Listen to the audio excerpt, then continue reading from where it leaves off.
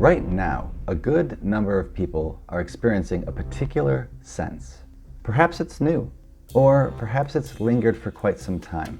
We feel distracted, far away, numb, or dissociated. That is, detached from the moment as if it's someone else's life, like you're watching it just go by and you don't feel like you're really there. And if you can relate to this brief description, you're most likely dealing with it too. And you're not alone. I see and treat this every day in my line of work as a clinical mental health counselor. And I'm gonna guess that's why you're here, watching this video, to try to do something about it. What you're dealing with is called compassion fatigue. And in this video, I'm going to define what it is, why it shows up, and a few highly effective actions that you can do right now to decrease its intensity and its frequency.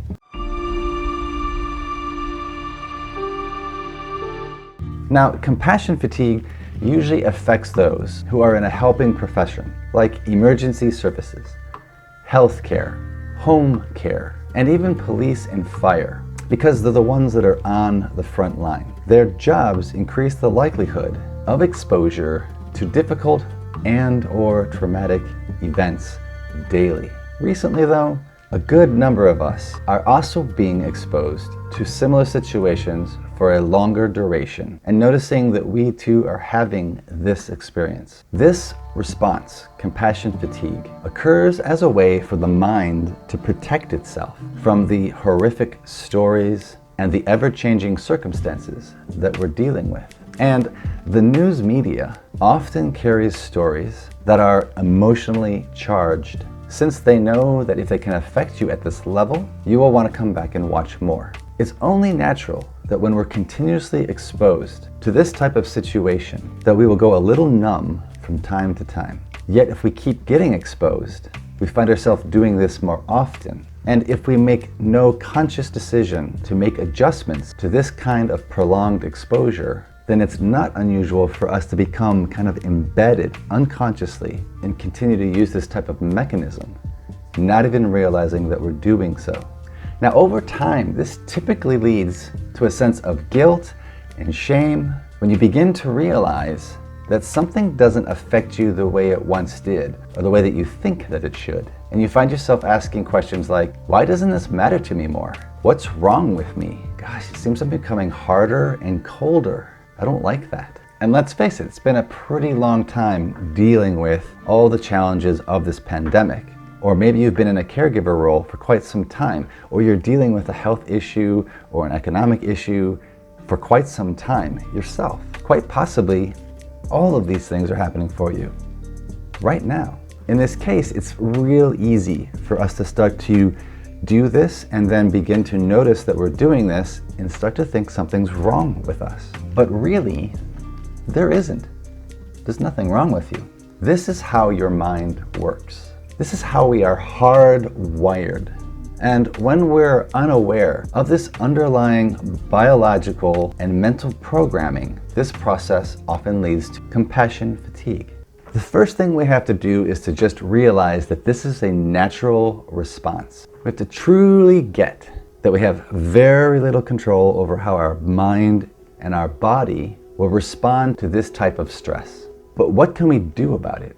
So where we do have some control is where we actually choose to direct our attention.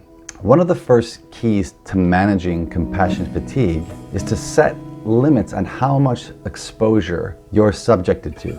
We want to close down the shop, circle the wagons, install some metaphorical fences, and get clear about your personal boundaries. And you can learn a great way to access your boundaries, understand how to manage your energy, and know where you're investing that time by looking at the 4 domains presentation here. Now, one of the easiest things that you can start to do right now is to limit the amount of news that you watch. I've already touched on this and how this is having an overall effect on a great number of us, including myself. This was something I needed to take care of as well.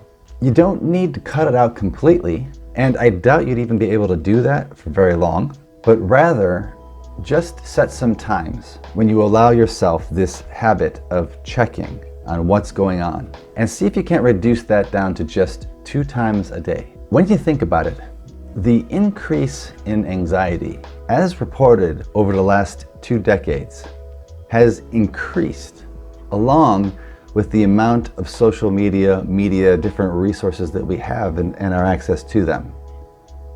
Sure, we had radio and television and newspapers before, but these were not readily available to us on a device we have in our pockets and available to us 24 hours a day. So think about setting a schedule for yourself, developing a small habit, something like watching a show, listening to a podcast, reading the newspaper as part of your morning routine for just 20 minutes, half hour. And then watching something else, a news show, 60 minutes, whatever it happens to be at night. Once again, limiting that time. Key here is we are purposely, with intent, setting 2 times that we're going to stay in touch with what's going on around us, because we don't want to be completely disconnected from that, and we're not going to do that.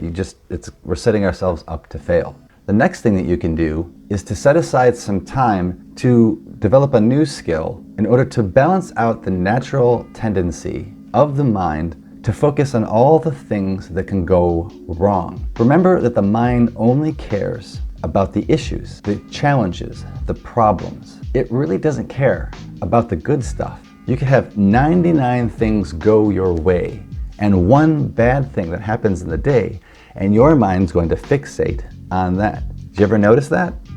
99 good things, 1 thing not so good, and your mind focuses right in on that 1 thing. It didn't go the way you wanted. So we offset this by putting a small gratitude practice at the end of the day. It doesn't take that much time. It tends to work best at the end of the day when you can reflect upon the different events of that day. And all you really need to do is to think about 3 things that went well for you today. 3 things that you're grateful for. Now, if you really want to get the most out of this, I highly suggest that you actually write these things down. Get yourself a journal, start writing 3 things down each night before you go to bed, or each night right after dinner. They don't have to be big things. They can be very, very small things. I was able to get up on time this morning. I made it to the gym. I was able to just take 10 minutes and play around with my pet. I was able to have a short but meaningful conversation with an old friend, with a family member, with my spouse, with my child. Doing all of this, as small as it might look, helps us to begin to balance out, begins to help us train our minds to also look for some of the good stuff and keep our perspective in balance. And we need to do this. We need to limit the amount that's coming in, and we need to take time to focus on the stuff that's going well for us and keep all these little actions in mind. Because when we do not, an ongoing focus like this begins to do strange things to your mind. And it actually begins to physically alter, change the way your brain is wired. Therefore, increasing the likelihood that you'll focus even more on that 1 thing that didn't go right. Doing something like these 2 small strategies also helps to reset a sense of calmness, helps us to look for the good things that are happening in our life, and increases a sense of compassion for yourself and then for those around you. It's not possible to take on the whole world's pain, and it's completely okay to feel numbness from time to time. There's nothing wrong with you. If all you walk away with from this presentation is just starting to begin to pay attention and notice, what am I running away from? Noticing those numbing moments and being able to pull back and see, look, is there an increase in the negative experiences, in the amount of media that I am subjected to? Is this my problem-solving mind doing its job, but that's all I'm doing? When we can notice this, we can just take a step back and slow everything down. If you really want to expand your skill set based upon this, get some more advanced techniques, I would suggest jumping into either this or this. That will help you get more out of the time you've just invested. And if you got something good from this video, be sure to just hit the subscribe button below